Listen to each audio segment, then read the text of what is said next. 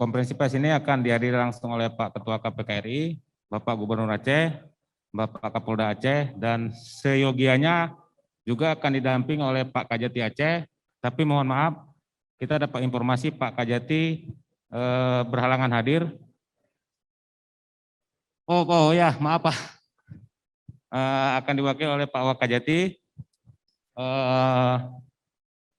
Jadi Pak Firly yang saya hormati, kenapa kita mengangkat tema soal dana otsus, kemiskinan, dan peran media cyber dalam pemberantasan dan pencegahan korupsi. Sebab isu kemiskinan dan dana otsus di Aceh hari ini sangat begitu menjadi isu hot topic Pak Firly. Karenanya di banyak pemberitaan media cyber, isu soal kemiskinan, Aceh nomor 1 termiskin, dengan dana otsus yang besar tapi kita tetap miskin, ini selalu menjadi perhatian dan isu yang kerap diangkat oleh berbagai media cyber. Berangkat dari persoalan itu, Pak Firly, makanya kita mengangkat masalah itu, kiranya Bapak Gubernur Aceh, Bapak Kapolda Aceh, dan Pak Firly dapat memberikan penjelasan, dapat memberikan arahan dari sisi bagaimana pencegahan agar dana yang dimiliki Aceh, jumlah dana otsus besar yang dimiliki Aceh dapat dimanfaatkan seoptimal mungkin untuk penanganan kemiskinan di provinsi.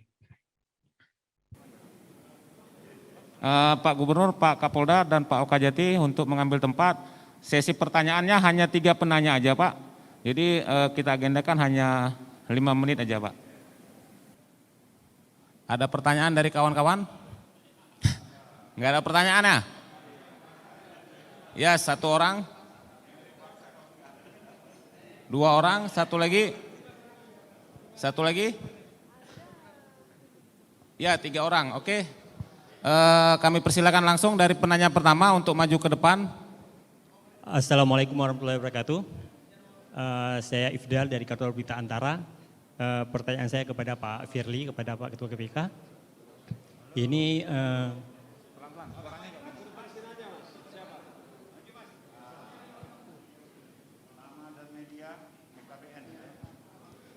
Assalamualaikum warahmatullahi wabarakatuh. Saya Ifdal dari Kantor Berita Antara. Selamat datang Pak Ketua KPK. Saya untuk pertanyaan kepada Pak Ketua KPK. Ini kita Aceh kan mendapat dana otsus yang nantinya akan terima 1% lagi. Mungkin apa yang perlu dilakukan oleh pemerintah Aceh khususnya sehingga dana ini bisa dilaksanakan tepat sasaran dan dapat menurunkan angka kemiskinan. Dan khusus untuk KPK, apakah kita akan melakukan pendampingan secara maksimal untuk pengelolaan dana otsus Aceh? Terima kasih. Baik, terima kasih. Selanjutnya, penanya selanjutnya. Silakan Ketua Sekolah Anti Korupsi.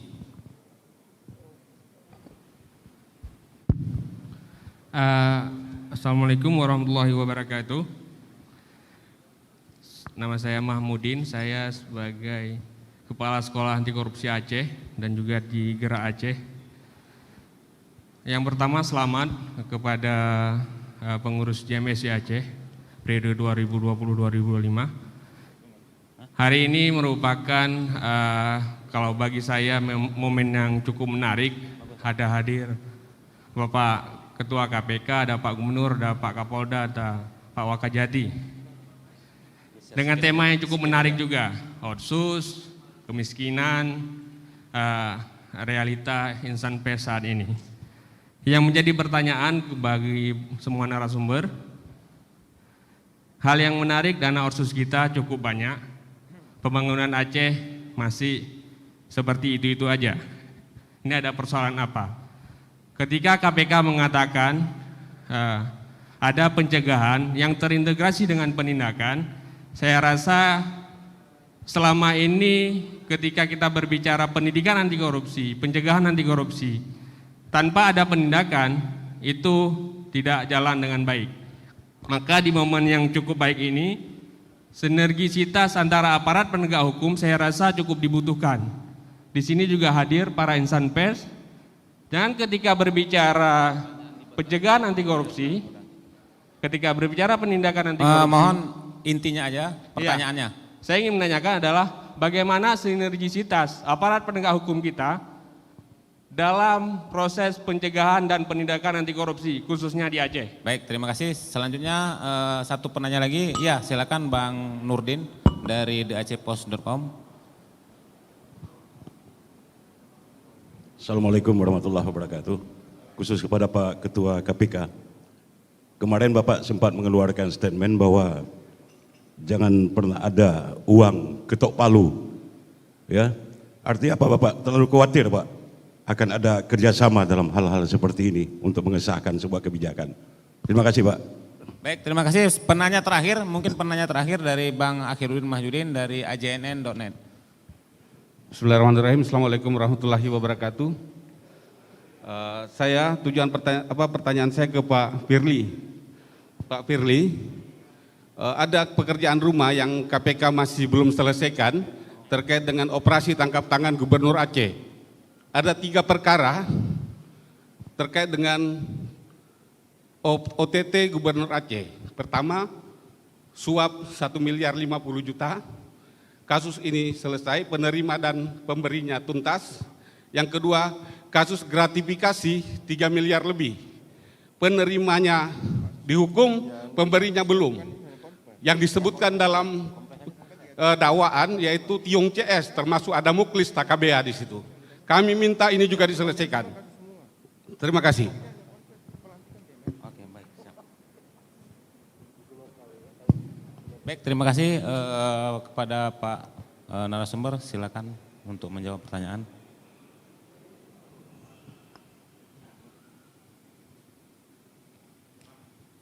Silakan Pak Gubernur dulu atau Pak Firly. Kenapa Pak Firly yang mau berangkat duluan, Pak?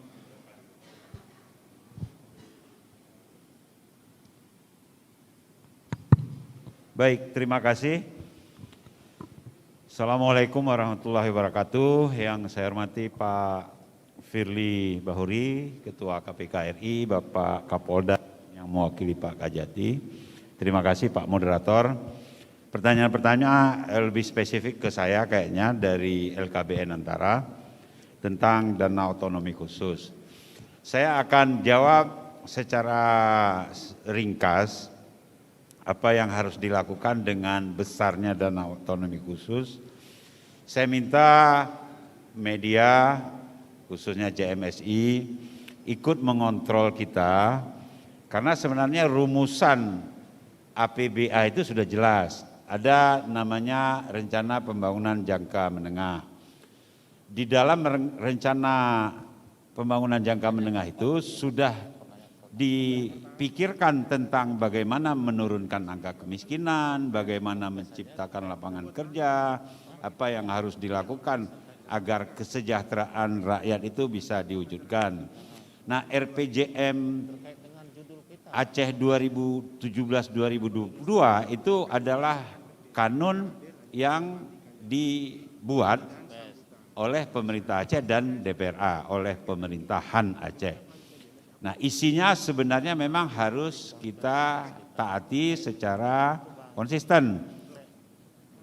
Nah, karena di situ sudah bisa diukur filosofi programnya apa, kegiatannya, proyeknya apa, kegiatannya apa, yang semua sudah diukur apa output dan outcome-nya. Nah, kalau ada pertanyaan kenapa kemudian kesejahteraan, angka kemiskinan tinggi, menurut hemat saya mungkin kita kurang konsisten mengikuti RPJMA dalam perdebatan, dalam pembahasan antara pemerintah dan DPRA. Mungkin ada yang kemudian jadi bias, kita sadari atau tidak, keluar dari RPJMA, Rencana Pembangunan Menengah Aceh. Nah, oleh karenanya saya mohon media mengontrol ini yang terpenting. Kita harus konsisten, harus istiqomah dengan RPJM Aceh 2017-2022. Sepanjang RPJM-nya masih itu, belum ada revisi. Nah, kemudian tentang pendampingan, kami kemarin sudah berbicara dengan Ketua KPK dan jajarannya. Kita memang berharap ada pendampingan KPK dalam semua hal yang disinyalir rawan terjadi korupsi. Nah, kalau BPKP sudah dalam pelelangan sudah didampingi BPKP dan sudah tindakan-tindakan yang dilakukan BPKP terkait dengan konsistenitas lelang itu sendiri. Jadi ke depan dari 6 fungsi KPK kami juga berharap ada pendampingan kepada pemerintah Aceh di wilayah-wilayah yang memang dianggap perlu untuk didampingi, dan kami tetap berharap bahwa dari 6 fungsi KPK 4 memang mengamanatkan tentang pencegahan. Kami berharap memang uang negara lebih banyak bisa kita selamatkan kalau korupsi bisa dicegah. Saya pikir dari saya demikian, terima kasih, saya kembalikan ke moderator. Baik, selanjutnya Pak Ketua Firly mungkin bisa menanggapi aja Pak, karena mengingat Bapak harus segera ke bandara Pak, mungkin singkat aja Pak.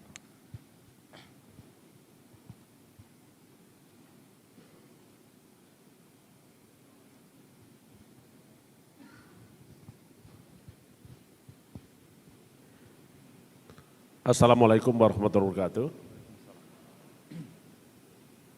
Tercatat ada 3 penanya tadi yang mengajukan, dan ini merupakan salah satu bentuk bahwa rekan-rekan memiliki respon, memiliki pedulian, dan memiliki kecintaan kepada Aceh.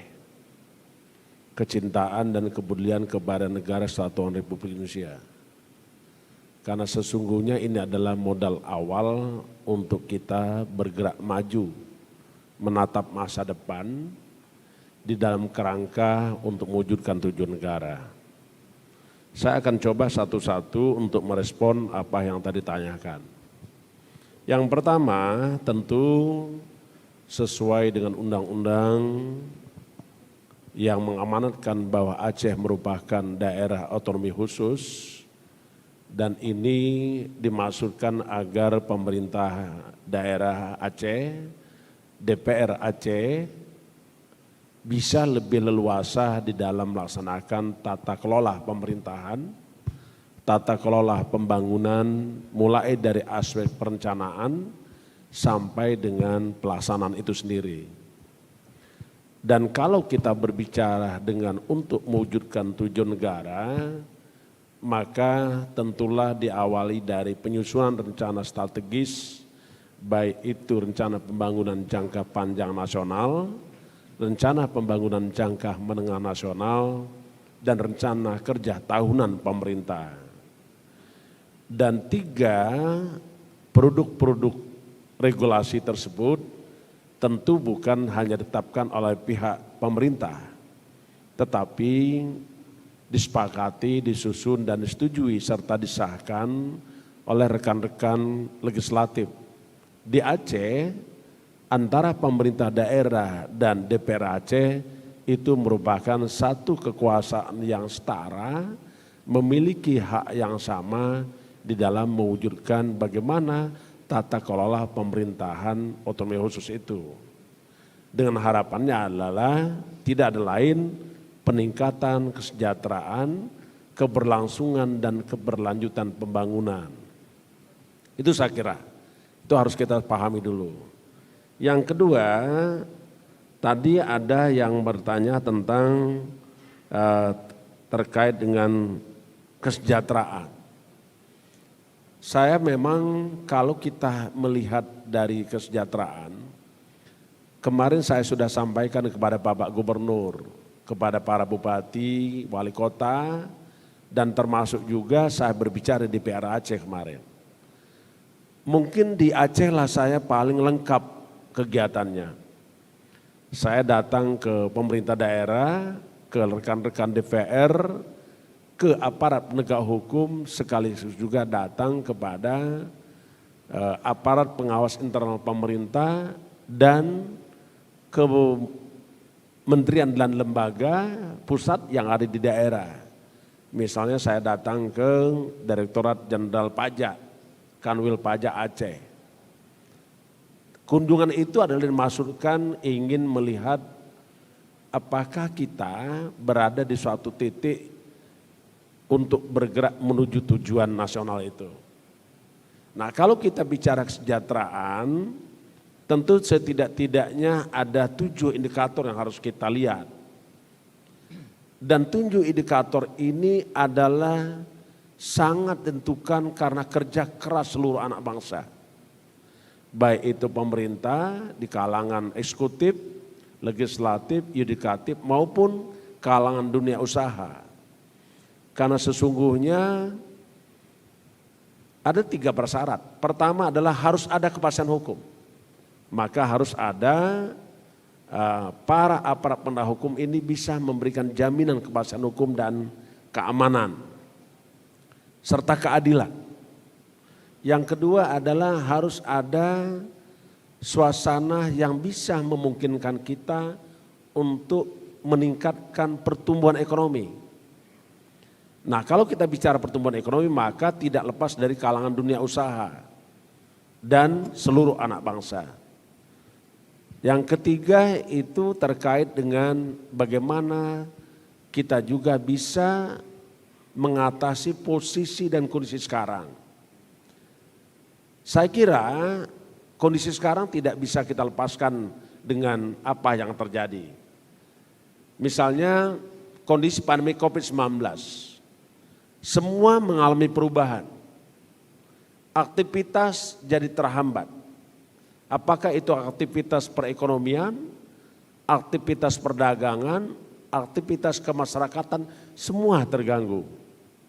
Jadi saya kira kalau kita lihat angka kemiskinan, tentu juga kita harus lihat daripada aktivitas kita. Itu angka kemiskinan menunjukkan tingkat kesejahteraan suatu daerah. Dan tingkat angka kemiskinan suatu provinsi itu bukan kerjanya gubernur, bukan kerjanya hanya DPR, tetapi kerja dari seluruh rakyat yang ada dari mulai desa, kecamatan, kabupaten, kota.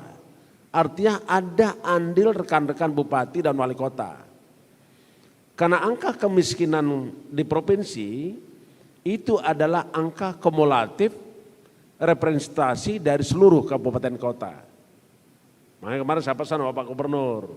Pak Gubernur bilang setelah saya kembali, silakan Pak Gubernur rapat dengan bupati kepala daerah tentang mengatasi terkait dengan angka kemiskinan. Begitu juga dengan angka pengangguran. Angka pengangguran itu terkait dengan iklim usaha, investasi dan lapangan pekerjaan. Sejauh mana pemerintah daerah bisa membuat kemudahan usaha sehingga para investor masuk ke Aceh. Dengan demikian maka diharapkan angka pengangguran bisa kita tekan karena terbukanya ruang lapangan pekerjaan. Kalau itu yang terjadi maka tentu pendapatan rakyat akan meningkat dan sekaligus juga akan berpengaruh tentang menekan angka kemiskinan. Selanjutnya juga kalau kita ingin lihat tentang kesejahteraan, kita juga bisa melihat dari angka kematian ibu melahirkan. Bukan angka ibu melahirkan yang dilihat. Kalau angka kematian ibu melahirkan itu tinggi, berarti ada pelayanan kesehatan yang tidak berjalan. Apakah ibu-ibu sedang hamil rajin memeriksakan kehamilannya di puskesmas, di pusat-pusat pelayanan kesehatan? Begitu juga dengan angka kematian bayi saat lahir. Angka kematian balita itu akan berpengaruh. Karena ada dampak yang disebabkan karena rendahnya kualitas dari pelayanan kesehatan. Jadi tidak ada satu faktor yang bisa secara mutlak menentukan tingkat kesejahteraan. Efeknya banyak. Selanjutnya kita juga bisa melihat terkait dengan kalau angka kemiskinan sudah, pengangguran sudah, terus Gini rasio. Ada juga terkait dengan indeks pembangunan manusia. Indeks pembangunan manusia ini juga harus ditingkatkan. Kenapa? Di dalam program Presiden Republik Indonesia Insinyur Joko Widodo dan Ma'ruf Amin, salah satu program unggulannya adalah membangun sumber daya manusia yang unggul. Kalimat sumber daya manusia yang unggul itu tidak lepas dari dua program. Satu program pendidikan, dua program pelayanan kesehatan. Tetapi program pendidikan dan pelayanan kesehatan tidak bisa lepas dari program bagaimana kita bisa membuka lapangan pekerjaan seluas-luasnya. Karena nggak bisa orang sekolah Pak, kalau nggak ada kerja. Nggak bisa orang sekolah kalau tidak ada pendapatan. Karena pertumbuhan ekonomi suatu negara, suatu daerah, itu setidak-tidaknya dipengaruhi oleh tiga hal.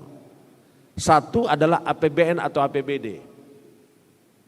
Nah, Aceh sungguhnya memiliki potensi yang besar.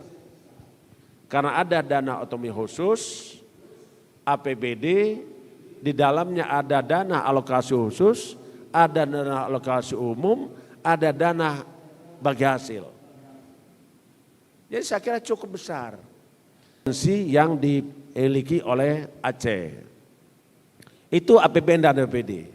Yang kedua, pertumbuhan ekonomi juga dipengaruhi oleh iklim investasi. Makanya kemarin saya menyampaikan kepada gubernur dan bupati kepala daerah, wali kota, jangan mempersulit perizinan investasi. Dan jangan mengambil uang atau saham kosong dari perizinan. Kalau perizinan mudah, maka tentu investasi masuk dan pendapatan daerah pasti akan bertambah. Itu investasi. Yang ketiga, pertumbuhan ekonomi dipengaruhi oleh konsumsi. Nah ini Pak. Konsumsi itu bisa belanja sejauh mana daya beli masyarakat. Maka ketersediaan, supply dan demand itu harus berimbang. Yang kedua adalah penghasilan pendapatan rakyat harus dijaga. Mohon maaf, saya ini bukan Menteri Ekonomi ya. Ya, mohon maaf ini.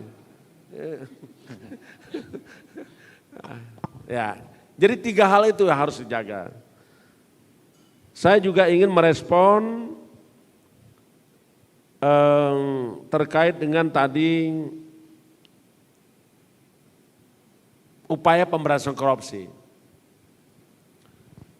Memang tidak ada suatu langkah yang cesplang untuk memberantas korupsi.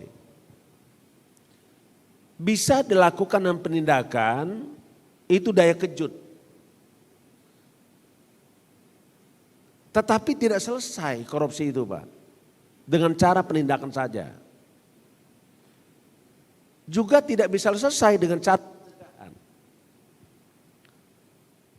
Juga tidak bisa selesai dengan hanya pendidikan masyarakat. Tetapi tiga strategi pendidikan masyarakat, pencegahan, penindakan harus dilakukan secara simultan. Bersamaan. Jadi jangan dikira kalau seandainya ketua KPK datang ke suatu daerah menyampaikan terkait dengan pendidikan masyarakat, wah cuma gitu doang. Ketua KPK cuma ceramah-ceramah doang. Nanti besok kalau Anda ditangkap silakan. Wah ketua KPK hanya mencegah. Toh ada juga yang ditangkap Pak. Kita sering Pak ke Sulawesi Selatan itu Pak. Saya aja yang belum ya Bu Ivi ya. Ibu Lili sudah sering ke sana, Pak Alex sudah pernah ke sana, Pak Gupron pernah ke sana, Pak Nawawi sering ke sana. Gubernur ketangkap juga Pak. Kenapa? Tiga pendekatan yang penting Pak. Kita bicara tentang pendidikan masyarakat. Pendidikan masyarakat kita lakukan dalam rangka memberikan sentuhan, mengajak alam pikiran orang, merubah pikiran orang, mindsetnya, budayanya, sikap dan perilakunya kita rubah. Supaya orang tidak ingin melakukan korupsi. Jadi tidak ingin dulu kita munculkan, Pak. Strategi pencegahan dengan cara memperbaiki sistem. Melakukan intervensi daerah-daerah wilayah mana yang rawan korupsi. Kita lakukan pengawasan. Kita lakukan pencegahan. Kerjasama dengan aparat pengawas internal pemerintah. Bekerja sama dengan BPK. Bekerja sama dengan aparat penegak hukum. Kepolisian dan kejaksaan. Itu upaya. Karena korupsi itu, Pak, juga disebabkan oleh sistem. Mau 1 kali 24 jam kita tangkapin sebanyak 24 orang tiap hari. Kalau sistemnya tidak diperbaiki, tetap ada korupsi.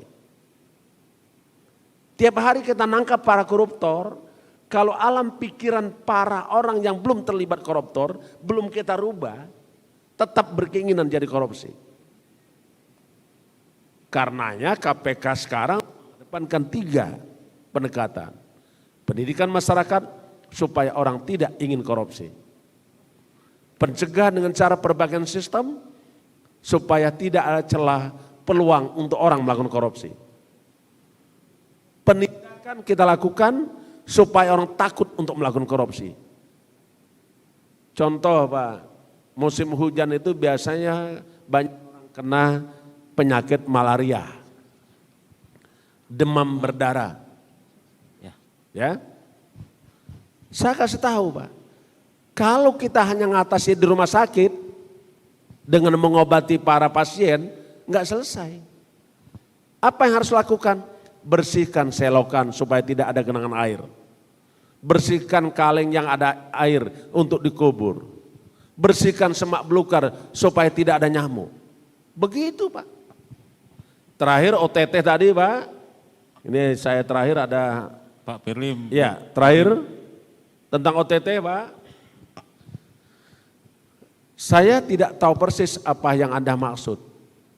Tetapi KPK bekerja berdasarkan kecukupan bukti.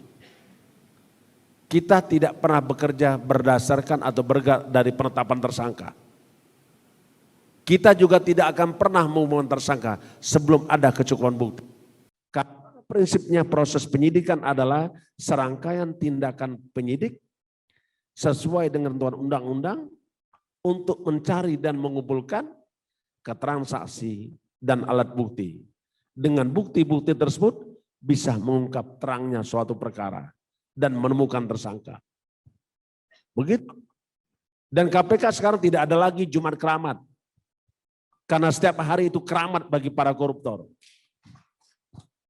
Nggak ada mengumumkan tersangka di jadwal hari Jumat aja itu, nggak ada. Ya kan? Kemarin ada ditahan hari Jumat, tapi ada juga yang ditahan hari Rabu. Mungkin Senin depan juga ada juga yang ditahan hari Senin. Kita nggak tahu, Pak. Karena ini proses dari keterangan dan bukti. Nah, jadi kita bukan mau untuk mengadakan tari saman. Kalau tari saman kita bisa atur dulu, latih dulu, baru tampilkan. Kalau korupsi tidak. Izin Pak. Cukup ya dari saya. Ya.